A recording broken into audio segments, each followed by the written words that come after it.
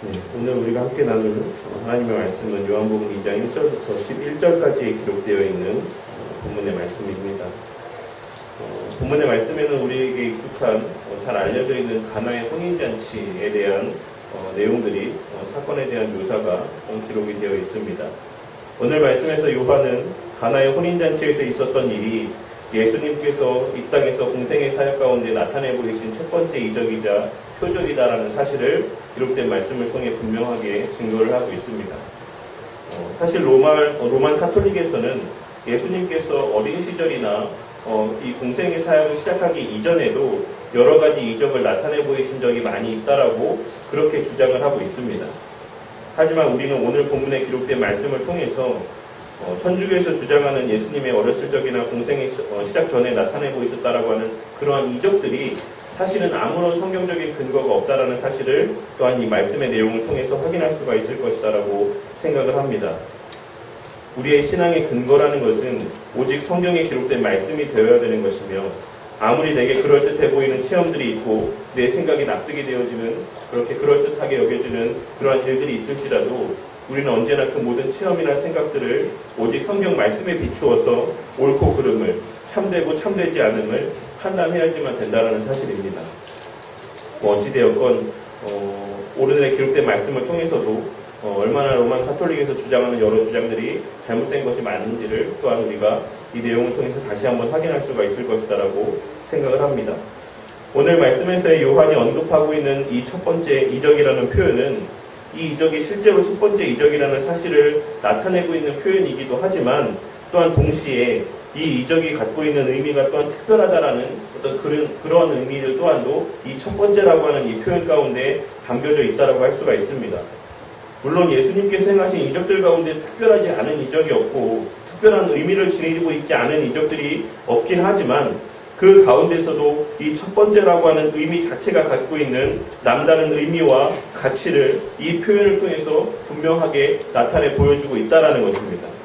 그리고 오늘 우리가 함께 생각해 볼, 또 나눌 이 예수님이 행하신 첫 번째 이적이 갖고 있는 특별함이라는 것은, 이 이적을 통해서 예수님께서는 앞으로 예수님이 행하실 예수님의 공생의 기간의 전 사역들이 갖고 있는 어떤 목적이 무엇인지, 그 사역들의 핵심이 무엇인지를 이 한 사역의 내용들을 통해서 우리에게 나타내 보여주고 있으시다라는 사실입니다. 그리고 그 내용은 바로 앞절까지 기록되어 있는 나다나엘과의 대화의 내용에서부터 이어지는 것이라고 할 수가 있을 것입니다. 그렇게 요한은 그 날과 오늘의 이 사건의 연관성을 나타내기 위해서 오늘 본문에 기록된 가나에서의 혼인잔치의 이적이 일어난 이 시간에 대해서 분명하게 묘사하기를 사흘 되던 날에라고 분명하게 언급을 하고 있다는 것입니다. 사실 이 사흘 되던 날에라고 하는 이 표현을 해석함에 있어서 이 사흘이라는 시간이 언제부터 사흘인지 라는 그 기준을 해석함에 있어서는 여러 가지 분분한 의견들이 있다고 할 수가 있습니다. 그 가운데 특별히 두 가지 해석이 존재하는데, 첫 번째는 이 사흘 되던 날이라는 이때의 기준이라는 것이 예수님께서 세례를 받으신 날로부터의 세 번째 되는 날, 사흘째 되는 날이라고 해석하는 어떤 그런 해석입니다. 그렇게 해석할 경우에는 이 날이 나다나엘과 이야기를 나누신, 대화를 나누신 바로 그 동일한 날이다라는 사실을 우리가 유추해 볼 수 있을 것이다라고 생각합니다.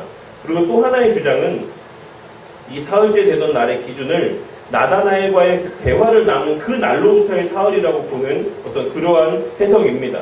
만약에 그렇게 된다라고 하면 이 날은 예수님께서 세례를 받으신 날로부터 일곱째 날, 꼭 7일째가 되는 날이라고 우리가 해석을 또한 할 수가 있을 것입니다. 이 양쪽의 해석 모두 나름의 근거도 있고 또한 그에 따른 영적인 유익도 있을 것이다라고 생각을 하지만, 저는 이 가나의 혼인잔치라고 하는 이 사건 자체가 담고 있는 의미와 또한 예수님께서 나다나엘과의 대화에서 언급하신 야곱의 사닥다리라고 하는 이 사건의 내용, 그리고 3일이라고 하는 이 시간이 갖고 있는 상징적인 어떤 의미들을 종합해서 고려해 보았을 때에 첫 번째 해석이 더 합당한 해석이라고 생각을 합니다. 그렇다라고 하면 오늘 말씀에서의 이 가나의 혼인잔치에서의 이적과 예수님께서 나다나엘에게 말씀하신 야곱의 사닥다리 환상에 대한 말씀은 어떤 관계가 있는 것이라고 할 수가 있겠습니까? 우리는 그 의미를 온전히 파악하기 위해서 먼저 창세기에 기록되어 있는 야곱이 사닥다리 환상을 본 장면을 먼저 살펴볼 필요가 있을 것이다라고 생각을 합니다. 창세기에 기록된 야곱이 이 사닥다리 환상을 보게 된 내용이 기록된 말씀을 한번 살펴보시면 생각해 보시면 야곱은 이 사닥다리 환상을 언제 보았다라고 기록을 하고 있습니까? 야곱은 이 사닥다리 환상을 보게 될 그 걸음 가운데에 자신의 아내, 자신의 배우자를 찾기 위해 만나기 위해 떠나는 그 길의 과정 가운데서 이 사닥다리 환상을 보게 되었다라고 성경 말씀은 기록을 하고 있습니다. 그러니까 다시 말해서 야곱은 결혼을 하기 위해 떠난 그 길의 과정 가운데서 이 사닥다리의 환상을 보게 되었다라고 성경의 말씀은 기록을 하고 있다라는 것입니다. 그렇게 야곱에게 있어서 이 사닥다리 환상이라는 것은 결혼이라는 사건과 뗄래야 뗄 수가 없는 밀접한 관계를 갖고 있는 사건이라고 할 수가 있는 것입니다. 그런데 공교롭게도 오늘 말씀을 보시면 나다나엘에게 야곱의 사닥다리 환상에 관한 말씀을 하시고 난 이후에 그 당일에 예수님께서 제자들을 데리고 가신 장소 또한도 결혼식장이었습니다. 그리고 그냥 데리고 가신 것만이 아니라 거기서 예수님의 공생애의 첫 번째 이적을 행하셨다라고 성경의 말씀은 증거를 하고 있다라는 것입니다.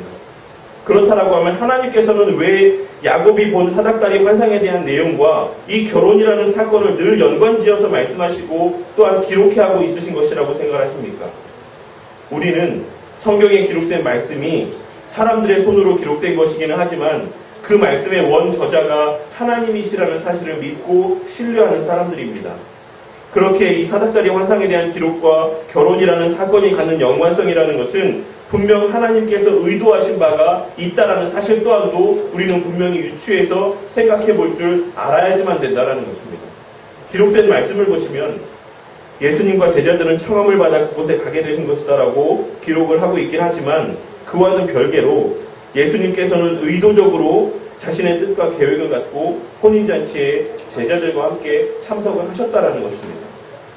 그리고 그 뜻과 계획, 즉 이 결혼의 장소 가운데 방문하신 목적을 온전히 깨닫기 위해서 우리는 먼저 앞서 언급했던 이 야곱의 사닥다리 환상과 결혼이 갖는 연관성에 대해서 먼저 생각을 해보아야지만 된다는 것입니다. 예전에도 몇 번 말씀을 드렸던 것처럼 야곱이 보았던 사닥다리의 이 환상이라는 것은 예수님의 우리를 위한 중보자가 되어주심에 대한 의미가 담겨져 있다라고 할 수가 있습니다. 예수님께서 하늘에 계신 우리 하나님과의 단절된 관계를 회복시켜주시는 중보자로서 곧 사닥다리의 역할을 감당해 주심으로 말미암아서 우리와 하나님 사이에 끊어졌던 교제가 다시 회복되어질 것에 대한 것을 예표적으로 이 사건을 통해 나타내 보여주고 계시다라는 것입니다. 그렇다라고 하면 결혼이 의미하는 바는 무엇이겠습니까? 일반적으로 많은 사람들이 결혼을 그저 한 남자와 한 여자가 만나서 가정을 이루는 것으로 하나님께서 복을 주시는 한 방편으로서만 이해를 하는 경우들을 보게 되는 그런 모습들이 많이 있지만 실상 우리 그리스도인들에게 있어서 결혼이 갖는 의미는 단순하게 한 남자와 여자가 만나서 가정을 이루는 것에 국한되는 것이 아니라 하나님과 우리와의 관계를 나타내 보여주고 또한 간접적으로 그 하나님과 우리 사이의 관계를 치닫게 해주는 은혜의 수단이 되는 것이며 우리는 결혼이라는 과정을 통해서 하나님을 더 사랑하고 하나님의 사랑을 더 온전히 깨닫고 누릴 수 있게 되는 그런 어떤 과정적인 은혜로서의 결혼이라는 수단들을 바라봐야지만 된다는 것입니다. 하지만 많은 경우 청년들에게 있어 결혼이라는 것은 그 자체가 목적이 되는 경우가 많고 결혼 이후의 신앙의 삶이 이전보다 더 못하게 되는 모습들을 보게 되는 경우들도 어렵지 않게 보게 될 때가 있습니다. 그러한 모습을 보게 될 때마다 교회가 결혼의 의미를 청년들에게 더 바르게 가르쳐야지만 되겠다라고 하는 그러한 생각들을 깨닫게 된다는 것입니다. 어찌되었건 우리는 우리에게 있어 결혼이 갖는 의미와 가치가 무엇인지 그 결혼이라는 의미가 어디에 방점을 두고 있는지를 늘 분명하게 깨닫고 하나님께서 기록된 말씀을 통해 우리와의 어떤 관계를 신랑과 신부의 관계로 계속해서 반복적으로 언급하고 계시는 것에 대해서 주목하고 마음에 새겨야지만 된다는 것입니다. 다시 본문의 말씀으로 돌아와서 예수님께서는 그렇다면 왜 사닥다리 환상에 대해서 말씀하신 이후에 이 결혼식장으로 제자들을 데리고 오신 것이겠습니까? 그것은 바로 예수님께서 친히 하나님과 우리 사이에 어떤 사닥다리의 역할들을 가교의 역할을 감당해 주심을 통하여서 궁극적으로 행하고자 하시는 일이 우리로 하여금 하나님의 거룩한 신부가 되게 하시기 위함이라는 사실을 나타내 보여주기 위함이라는 것입니다. 결국에 예수님께서 이 땅에서의 사역을 감당하시는 그 목적이 무엇이냐면 참된 영적 혼인잔치의 준비를 하게 하시기 위한, 우리로 하여금 거룩한 신부로서의 그 모든 준비를 하게 하시기 위한 과정으로서의 공생의 사역을 감당하신다라는 의미 또한이 이 본문의 말씀들 가운데, 이 사건의 이적들의 어떤 의미들 가운데 담겨져 있다라는 것입니다. 그러므로 말미암아서 하나님과 우리의 참된 부부로서 하나가 되게 하여 주실 것이다라고 하는 이 사역의 궁극적인 목적을 이 사건을 통해서 우리에게 나타내 보여주고 있다라는 사실을 우리는 주목해서 보아야지만 된다라는 것입니다. 결국 예수님께서 이 땅에 오신 궁극적인 목적이 바로 하나님과 우리의 결혼, 즉 하나 되게 하시기 위함이라는 사실을 이 이적의 내용을 통해서 우리에게 나타내 보여주고 있으시다라는 것입니다. 그것이 바로 나다나엘을 향해서 말씀하신 더 큰 일의 실체라는 것입니다. 예수님께서는 그와 같은 가르침과 깨달음을 주시기 위해 가나의 혼인잔치를 의도적으로 찾으셨습니다. 그런데 기록된 말씀에서와 같이 그때는 예수님께서 세례를 받으신 지 사흘째 되는 날이었다라고 성경의 말씀은 분명하게 언급을 하고 있습니다. 예수님의 세례에는 예수님의 죽으심과 고난의 의미가 담겨져 있습니다. 그리고 예수님의 죽으신 후 셋째 날이라는 것은 우리에게 잘 알려져 있는 바와 같이 예수님의 부활의 의미가 담겨져 있다라고 할 수가 있습니다. 또한 성경에서의 3이라는 숫자는 완전함을 의미하므로 셋째 날에 예수님께서 부활하셨다라고 하는 이 사건에 대한 기록은 구속 역사의 완전한 성취를 의미한다라고도 할 수가 있는 것입니다. 그러므로 예수님께서는 예수님의 이 하나님과 하나 되게 하시는 이 사건이 예수님의 죽으심과 3일 만에 부활하심을 통해 성취될 것이다라는 사실에 대한 의미 또한도 의도적으로 셋째 날에 가나의 혼인잔치를 찾으시는 이 내용을 통해서 우리에게 나타내 보여주고 계시는 것이다라고도 할 수가 있을 것입니다. 그리고 요한 또한 19절에 기록된 이 사건에 이어서 바로 예수님께서 하시는 말씀에 어떤 기록된 내용에서와 같이 예수님께서 이 이적을 나타내 보이신 후 바로 셋째 날에 부활하실 것에 대한 말씀을 기록하고 언급하고 있는 것을 통해서 이 사건에 담긴 의미가 예수님의 십자가 사역과 부활하심의 사건과 연관이 되어 있다는 사실을 또한 다시 한번 분명하게 나타내 보여주고 있다라고 할 수가 있을 것입니다. 그러므로 예수님께서는 이 상징적인 이적과 말씀을 통해서 장차 예수님께서 어떻게 하나님과 하나님의 백성들 사이에 사닥다리의 역할을 감당해 주실 것인지를 말씀하여 주고 있으신 것입니다. 그리고 그것은 바로 예수님께서 대속제물이 되어서 십자가에 달려 죽으시고 3일 만에 부활하심의 과정을 통해서 당신의 백성들인 우리를 하나님의 거룩한 신부가 되게 하시고, 그렇게 그리스도의 보혈의 공로를 통해 거룩한 신부가 된 우리들은 하나님과 참된 영적 혼인잔치를 통해서 영적인 남편과 아내의 관계로 또한 한 몸이 되어 이어지게 될 것이다라는 사실을 이 전체의 이 에피소드가 우리에게 증거하고 있다고 할 수가 있는 것입니다. 다시 말해서 예수님의 이 가나의 혼인잔치를 방문하신 사건은 장차 우리에게 허락될 영광스러운 구원의 성취의 때에 대한 예표적인 의미가 담겨져 있다라고 할 수 있는 것입니다. 그리고 그 구원의 역사라는 것은 성삼위 하나님의 단독적이고 주권적인 사역이자 하나님 편에서 베풀어 주시는 일방적인 은혜다라는 사실 또한 이 본문의 말씀의 내용들은 우리 가운데 증거를 하고 있습니다. 그것은 바로 앞서 언급했던 것처럼 예수님의 어머니 된 마리아가 예수님께 한 이야기와 그에 대한 예수님의 반응을 통해서도 확인할 수가 있을 것입니다. 잔치에 포도주가 떨어지게 되었을 때 예수님의 어머니 마리아는 예수님께 그 사실에 대해서 이야기를 하고 있는 것을 확인할 수가 있습니다. 여기에는 몇 가지 전제되는 의미들이 담겨 있는데, 첫째로는 예수님의 어머니 마리아가 이 결혼식의 혼주와 밀접한 관계가 있는 사람이었다는 것입니다. 그렇기에 이 잔치에 포도주가 떨어지게 되었을 때 그것에 대해서 능동적으로 반응하고 어떤 조치를 취하고자 하는 액션들을 나타내 보일 수가 있다는 것입니다. 그리고 둘째로는 마리아는 예수님의 신성에 대해서 잘 알고 있었다라는 의미 또한 전제되어 있다라고 할 수가 있습니다. 이는 이미 잉태되기 전에 천사를 통해서 고지해준 내용을 통해서도 알고 있었을 것이고, 예수님께서 자라면서 나타내 보이신 어떤 비범한 모습을 통해서도 늘 그 사실을 잊지 않고 있었을 것이다라고 생각을 합니다. 그렇게 마리아는 포도주가 떨어지게 되었을 때 그것을 혼주에게 이야기하지 아니하고 예수님께 이야기를 했다라는 것입니다. 그런데 그러한 마리아의 이야기에 대해서 예수님께서 나타내 보이신 반응은 4절에 기록된 말씀에서처럼 여자여 나와 무슨 상관이 있나이까 내 때가 아직 이르지 아니하였나이다라는 대답이었습니다. 예수님께서 사용하신 이 호칭은 일반적인 여자를 부르는 호칭으로서 당시에 이 말씀을 하신 예수님께서는 자신의 아들로서의 이 대답을 하고 있는 것이 아니라 메시아로서의 이 말씀을 하고 계시다라는 사실을 또한 증거하기 위해서 특별히 그 어머니를 향해 이 여자여라는 호칭을 사용하고 있다는 것입니다. 예수님의 이 대답에도 몇 가지 의미들이 담겨져 있는데 첫째로는 혼인잔치에서 떨어진 포도주를 채울 의무가 혼주에게 있다는 이 당연한 사실에 대한 말씀을 다시 한번 되새겨주고 있다는 것입니다.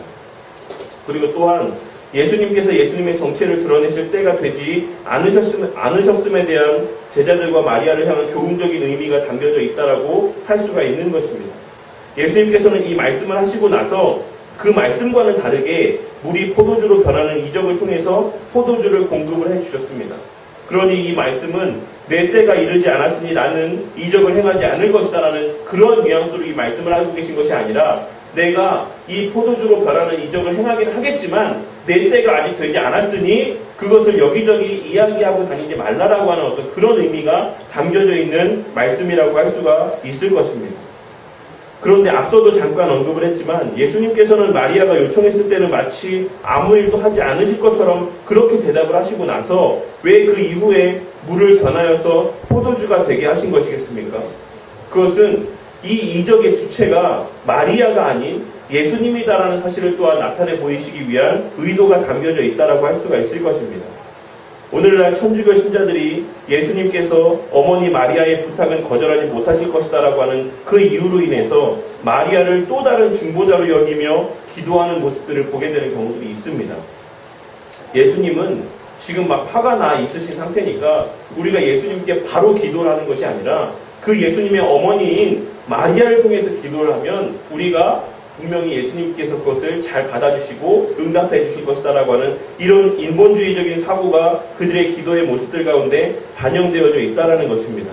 하지만 우리는 이 사건에 기록된 내용을 통해서도 확인할 수 있는 것처럼 하나님의 구속 역사라는 것은 오직 성삼위 하나님의 단독적인 사역이자 주권적인 사역이다라는 사실을 이 이적의 내용들을 통해서도 이 기록의 내용들을 통해서도 우리가 확인할 수가 있고 또한 이 내용들이 명백하게 그러한 사실들을 증거하고 있다라는 것입니다. 그렇다면 오늘 말씀에서의 가장 핵심적인 사건이라고 할 수가 있는 물이 변하여서 포도주가 되게 하시는 이 이적에는 어떤 의미가 담겨져 있는 것이겠습니까? 오늘 본문 말씀해 보시면 물과 포도주가 대비되어서 기록되고 있는 것을 발견할 수가 있을 것입니다. 먼저 성경에서 포도주라는 것은 하나님께서 우리에게 주시는 기쁨과 즐거움을 의미합니다. 그래서 창세기 9장 말씀에서 노아가 홍수 이후에 농사를 지어 얻게 된 포도로 포도주를 마시고 취하여서 옷을 벗었다라는 것은 구원하시고 인도 보호하시는 하나님의 은혜에 대한 온전한 만족과 기쁨을 누리는 상태에 대한 상징적인 사건이며 종말론적인 사건 가운데 우리가 어떤 기쁨을 누리게 될지 어떠한 상황 가운데 놓이게 될지에 대한 예표적인 의미가 담겨져 있는 그러한 상징적인 의미의 표현들이라고 할 수가 있는 것입니다. 그렇게 가나안이 그 아비의 상태를 보고 가볍고 우습게 여기며 형들에게 그렇게 이야기했다라는 것은 그 하나님이 주시는 평안과 만족을 경홀히 여긴 죄가 되었기 때문에 하나님을 대신하여 아버지 노아의 저주를 받게 되었다는 것입니다. 상식적으로 그저 그 말 한마디 하는 것이 얼마나 큰 죄이길래 그와 같은 저주를 퍼붓냐라고 이야기할 수 있겠지만 그 이면에 담겨져 있는 노아가 그 포도주를 마시고 온 몸을 벗고 옷을 벗고 취하여 누웠다라고 하는 이 사건이 담고 있는 이 영적인 의미를 이해하지 못한다라고 하면 우리는 온전히 그 사건에 담겨져 있는 하나님의 의미와 의도들을 우리가 온전히 누릴 수가 없을 것이다라고 생각을 합니다. 어찌되었건 오늘 우리가 말씀에서 주목해야 되는 것은 성경에서의 포도주가 그와 같이 하나님께서 주시는 기쁨과 만족 혹은 약속을 의미한다는 것입니다. 그런데 오늘 본문 말씀해 보시면 유대인들이 모여있던 혼인잔치에 그 포도주가 떨어졌다라고 기록을 하고 있습니다. 이 또한 상징적인 의미로서 구약의 이스라엘 백성들이 추구하던 율법과 형식적인 신앙의 삶 가운데는 더 이상 하나님의 약속도 더 이상 하나님의 기쁨도 만족도 사라지게 될 것이다라고 하는 어떤 그런 의미들이 이 사건의 묘사 가운데 담겨져 있다라고 할 수 있습니다. 그와 같은 내용을 우리는 본문에서의 물 항아리에 대한 언급을 통해서도 더 자세하게 또한 확실하게 확인할 수가 있는 것입니다. 본문 말씀에서의 물은 앞서 언급했던 것처럼 구약시대의 질서, 곧 율법을 의미합니다. 그래서 요한은 6절에 기록된 말씀에서처럼 물이 포도주로 변한 항아리의 본래 용도에 대해서 언급하기를 그것이 유대인의 정결 예식에 쓰였던 항아리였다라는 사실을 상세하게 기록하고 있는 것을 확인할 수가 있습니다. 더군다나 그 물 항아리의 개수에 대해서도 명확하게 기록을 하고 있는데 그 개수가 6개였다라고 기록을 하고 있다라는 것입니다. 본래 유대인의 가정 가운데는 이와 같이 손을 깨끗게 하기 위한 물 항아리가 하나씩 예비되어져 있습니다. 그런데 이 날은 잔칫날이었기 때문에 주변에서 아마 물 항아리를 빌려왔을 것이다라고 생각을 합니다. 그런데 그렇게 빌려와서 준비해 놓은 물 항아리의 개수가 총 6개였다라는 것입니다. 우리가 잘 알고 있는 것처럼 성경에서의 6이라는 숫자는 사람의 수이자 인본주의, 즉 사람 중심의 사고, 인간의 노력이나 어떤 능력을 의미하는 숫자라고 할 수가 있습니다. 하나님께서는 의도적으로 그 자리에 물 항아리가 6개 있게 하셨던 것이며 요한으로 하여금 그 개수를 명확하게 기록하게 하심을 통해서 이 사건을 통해 나타내시길 원하시는 의미가 무엇인지를 온전히 드러내 보여주고자 하셨다라는 것입니다. 구약의 율법과 그에 대한 순종을 통해서 구원과 만족과 기쁨을 누리기를 원했던 이스라엘 백성들을 향해서 그들의 노력 가운데는, 그들의 수고 가운데는 참된 구원도 없고 참된 기쁨도 있을 수 없다라는 사실을 이 사건을 통해서 분명하게 나타내 보여주시면서 참된 구원과 기쁨이라는 것은 오직 하나님의 은혜로만 말미암는 것이고 그리스도를 통해서만 가능한 것이다라는 사실을 우리 가운데 증거해주고 계시다라는 것입니다. 오늘 말씀이 우리에게 증거하는 바는 명확하다라고 할 수가 있습니다. 예수님의 이 땅에 오신 목적은 우리로 하여금 하나님의 거룩한 신부가 되게 하여 주심으로 궁극적으로 영적 혼인잔치의 당사자가 되게 하시기 위함이다라는 것입니다. 그것이 예수님께서 장차 이 땅에서 성취하실 사명이자 오늘날을 살아가는 우리에게 이미 성취된 은혜다라는 사실을 우리는 이 사건을 통해 다시 한번 마음 가운데 새겨야지만 될 것입니다. 그것을 아는 그리스도인들은 그 형편이 어떠할지라도 그 삶 가운데 늘 감사와 기쁨이 가득할 것이다라고 생각을 합니다. 왜냐하면 내가 가장 사랑하는 이가 늘 항상 나와 함께 하시기 때문에 그렇습니다. 제가 청년들에게 결혼을 장려하고 결혼의 의미를 반복적으로 이렇게 설명해서 그들에게 가르치는 이유는 결혼을 통해서 하나님께서 우리에게 주시는 영적인 유익이 너무나도 크기 때문에 그렇습니다. 정말 마음이 맞고 사랑하는 배우자와 함께 사는 것은 우리 삶에서의 가장 큰 기쁨 중에 하나이고 복이라고 할 수가 있을 것입니다. 비록 오늘날 결혼의 가치라는 것이 세상적인 조건들로 많이 오염이 되어져 있긴 하지만 본래 결혼의 최고의 조건이라는 것은 서로를 향한 신뢰와 사랑이라는 것이 분명합니다. 그리고 그와 같이 서로에 대한 신뢰와 사랑이 전제된 부부 사이는 비록 당장의 형편이 어떠하든지 그 둘이 함께한다라고 하는 그 사실로 인해 늘 기쁨과 또 즐거움이 가득한 결혼의 생활들이 된다는 것입니다. 하지만 구약의 이스라엘 백성들의 율법이라는 조건을 통해 기쁨과 만족과 즐거움을 누리고자 하였던 것처럼 오늘날을 살아가는 많은 이들이 결혼의 모습 가운데 세상적인 조건과 어떤 여러 가지 여건들을 조건으로 삼아서 신뢰와 사랑보다 더 많은 가치를 그곳에 둠으로 말미암아서 결혼의 어떤 과정들을 영위해 나아가는 것들을 보게 될 때가 있습니다. 그렇기에 그러한 조건들이 변하여지면 서로를 향한 신뢰도 서로를 향한 사랑도 변하게 된다는 것입니다. 하지만 구원의 기쁨이 율법을 준수하면서 만끽할 수 있는 것이 아닌 것처럼 우리의 결혼에서의 기쁨과 만족이라는 것도 다른 외적인 것으로 말미암을 수 없는 것이며 또한 그래서도 안 된다는 사실을 우리는 꼭 깨달아야지만 될 것입니다. 그러한 결혼은 성경이 말하고 있는 결혼도 아니며 그러한 결혼 가운데는 아무런 영적인 유익도 발견할 수가 없을 것입니다. 우리 성도님들의 가정 안에서는 참된 성경적 결혼의 모습들이 발현되어짐을 통하여서 남편과 아내 사이에서의 기쁨의 교제 가운데 하나님과 우리 사이의 연합과 교제의 기쁨에 대한 깨달음이 넘쳐나기를 바라겠습니다. 그리하여서 그리스도로 말미암아 하나 된 그 연합과 교제의 기쁨이 우리 성도님들의 삶에서의 가장 큰 기쁨과 감사의 제목들이 되기를 바라겠습니다. 예수님께서는 오늘 말씀의 이적들을 통해 율법이 구원의 수단이 되지 못하고 또한 기쁨의 수단이 되지 못한다는 사실을 분명하게 선포해 주셨습니다. 거기에는 만족도 없고 기쁨도 없습니다. 행함을 통해서는 절대 참된 기쁨과 온전한 구원을 누릴 수가 없다라는 것입니다. 그러니 율법에 지나친 가치를 부여함으로써 스스로를 높이는 교만의 죄 가운데 빠지는 그러한 우를 범하지 마시기를 바라겠습니다. 내가 좀 더 말씀 앞에 깨어있고 그 말씀에 온전히 순종하며 살아갈 수 있다는 것은 그 자체로 내게 큰 은혜이고 복이고 유익이 되는 것이지 다른 이의 신앙의 모습과 비교해 더 나아 보인다라고 하는 그 사실이 나에게 만족과 기쁨을 주는 것이 아니다라는 것입니다. 오늘의 이 가나의 혼인잔치에서 우리가 주목해야 되는 것은 물을 떠온 하인들도 아니고 예수님께 포도주에 대한 내용을 알린 마리아도 아닐 것입니다.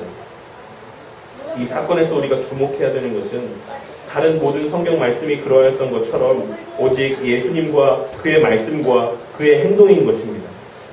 예수님께서는 이 사건을 통해 예수님께서 왜 이 땅에 육신의 몸을 입고 오셨으며 앞으로 무엇을 하실 것이고 그것을 통해 우리에게 어떤 은혜와 기쁨과 영적인 유익들을 주실 것인지에 대해서 분명하게 말씀하고 계십니다. 그리고 그 궁극적인 기쁨은 우리가 그 영적 혼인잔치의 주인공이라는 사실과 하나님의 거룩한 신부가 되어 하나님과 부부 사이에 나눌 수 있는 온전하고도 독점적인 사랑과 교제를 나눌 수 있는 그런 특권들을 허락받을 것이다라는 사실입니다. 부부 사이가 물질적인 것으로 그 기쁨의 정도가 달라지는 것은 아니라고 생각을 합니다. 그래서도 안 되는 것이며 그렇다라고 한다면 그 둘은 진정한 혹은 온전한 부부라고 할 수가 없는 것입니다. 마찬가지로 하나님과 우리 사이의 그 부부 사이의 기쁨 또한도 하나님께서 어떤 것을 해주시느냐에 따라서 달라져서도 안 되고 그럴 수도 없는 것이다라고 생각을 합니다. 온전한 그리스도인이라고 한다면 오직 하나님과 연합되어 있다라고 하는 사실 그 자체가 그 삶에 있어 가장 큰 감사의 제목이자 기쁨의 제목이고 위로와 소망의 제목이 되는 것임을 깨닫는 은혜가 있으시기를 바라겠습니다. 오늘의 말씀을 통해서 앞으로에 기록된 그 모든 예수님의 공생의 사역을 통해 성취해 나아가실 예수님의 사역에 대한 그런 큰 밑그림들이 무엇인지를 마음 가운데 새기시고 이미 나에게 허락하신 새 포도주를 온전히 맛보며 노아가 누렸던 그 만족과 기쁨을 우리 성도님들도 이 땅에서 살아가는 그 모든 삶의 시간들 가운데 온전히 맛보고 누리게 되는 은혜가 충만하시기를 주님의 이름으로 간절히 축원합니다.